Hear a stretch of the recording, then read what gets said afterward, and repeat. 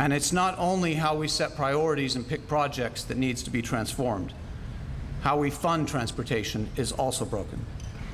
I mean, the fact that the Port of Seattle had to spend $45 million helping the state build roads and bridges that should be paid for by the gas tax, or the fact that the Port of Seattle is going to have to step up and spend hundreds of millions of dollars building a state highway, or helping build a state highway, the tunnel, shows how bankrupt our transportation financing is. Another example, the fact that if you remember, we have the new additional 5-cent gas tax, and we bonded that. So we got all the money up front, and we'll be paying off that debt for about another 20 years. But the money will be spent in about 3 to 5 years. In Central and Eastern Washington, we'll probably spend it all in the next 2 or 3. On the coast, it may not be spent for another maybe 4 or 5. But within 5 years, we will have spent the money, even though we'll continue to collect taxes to pay off the debt for another 20 years. And even after we have spent all the money on the projects, depending upon which projects you count and how you count it, we will still have between 30 and 60 billion in unmet transportation needs in this state. It reveals that our system is broken. So if we're going to maintain our transportation system and protect our international trade competitiveness, what do we need to do? 5 things. First, we need to consolidate decision-making authority on transportation priorities. Secondly, we need to build the priority projects for freight. Those are finishing highways 509 and 167, 2 highways that are supposed to connect the ports of Seattle and Tacoma with our freeway system, and we built half of them and we stopped.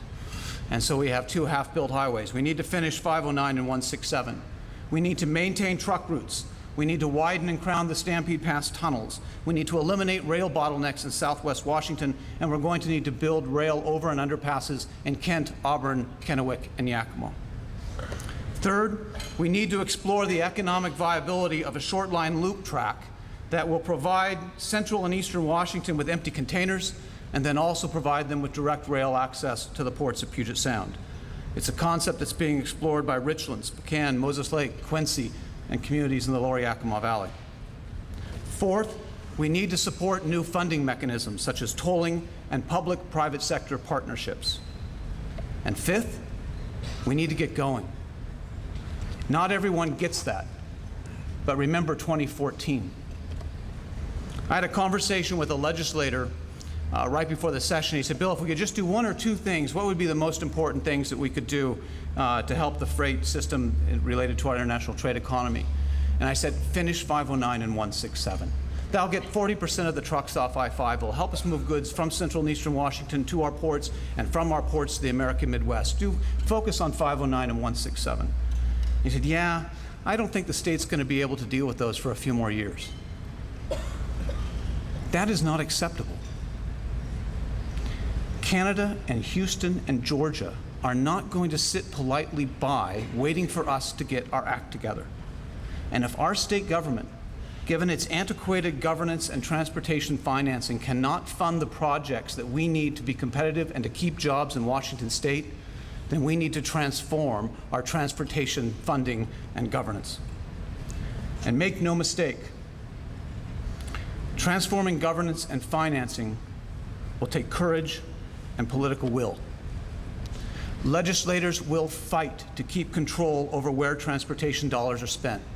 Constituencies will rise up to oppose the construction of new projects. Some will oppose private financing of public infrastructure. And the more than 100 agencies involved in our transportation decision-making will claw and scrape to protect their turf. But if our international trade competitiveness depends upon us transforming our transportation governance and financing, then we have got to find the courage and political will to get it done. Now, we hear a lot about international competitiveness, and I think a lot of times whenever, especially you have somebody from a port talking about international competitiveness, they talk a lot about transportation because it's just so central to everything we do. But I don't think we hear enough, especially when we're talking about the importance of international trade to our state and local economies, we don't hear enough about how you can't just focus on transportation. Competitiveness takes an integration of multiple policies. And that's why I think when you're looking at the port's competitiveness or our international trade competitiveness as a state, we have got to look beyond transportation and look at tax and education policies as well. In terms of taxes, there are two very specific tax issues that I think we need to look at to preserve our competitiveness, and then one gigantic general issue. So let me talk first about the two very specific issues. First, at a federal level, all cargo coming into a U.S. port pays what's called a harbor maintenance tax. Now, there are two problems with that. First, well, cargo coming in to Seattle and Tacoma pay the tax. Cargo going into British Columbia ports, Prince Rupert or Vancouver, do not. Even if that cargo goes into Prince Rupert and Vancouver and then immediately goes to Chicago or St. Louis. So that puts us at a competitive disadvantage. What's even worse is that because Seattle and Tacoma are both deep water ports, they don't qualify to get any of those tax dollars back to maintain our harbor, even though it's called a harbor maintenance tax. But Savannah and Charleston, because they are shallow water ports, do qualify to get those funds. So Seattle and Tacoma are indirectly subsidizing our competitors.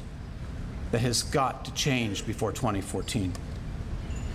Second, in terms of state taxes, at a time when the Port of Houston is expanding distribution center space by over 1 million square feet for Home Depot and Walmart and Rooms to Go and a few other major distribution centers, and anticipation of the canal expanding in 2014, at the same time that's going on in the Southeast, mayors have come to me and explained that the state has taken away the local revenue they used to use to support distribution centers.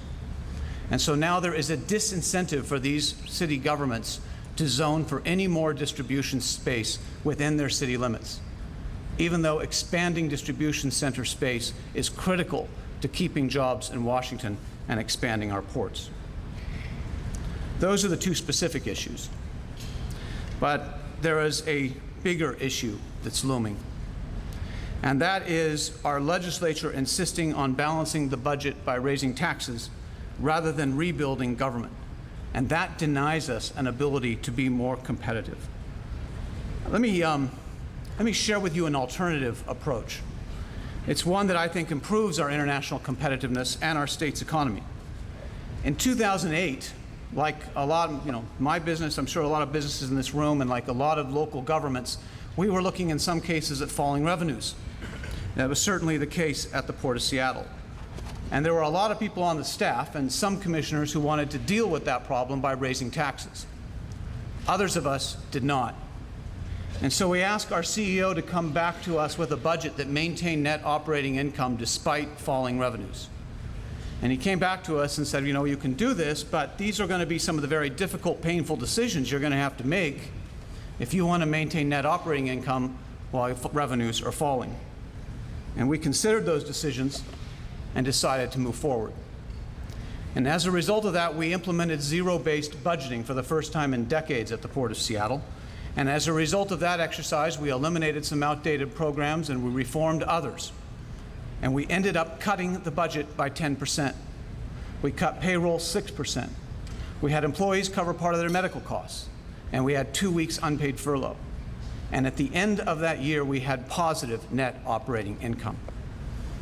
In 2009, because of the difficult decisions that we made in the previous year, we were able to pass in the fall of 2009 a 2010 budget that added to environmental reserves.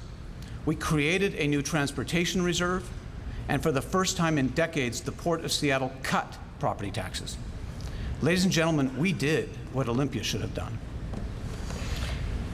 The results really are speaking for themselves in terms of our international competitiveness as a result of that effort last year. Seattle is the fastest growing seaport on the U.S. West Coast. SeaTac Airport is down now about 3%, but that's enviable given that most airports around the world, around the United States, are down deep into double-digit declines. Our grain terminal is operating at about 10% over projections.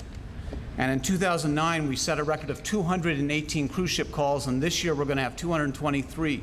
And while the port barely breaks even on the cruise ship business, I can tell you each of those 223 cruise ship calls leaves $1.9 million behind in the state's economy.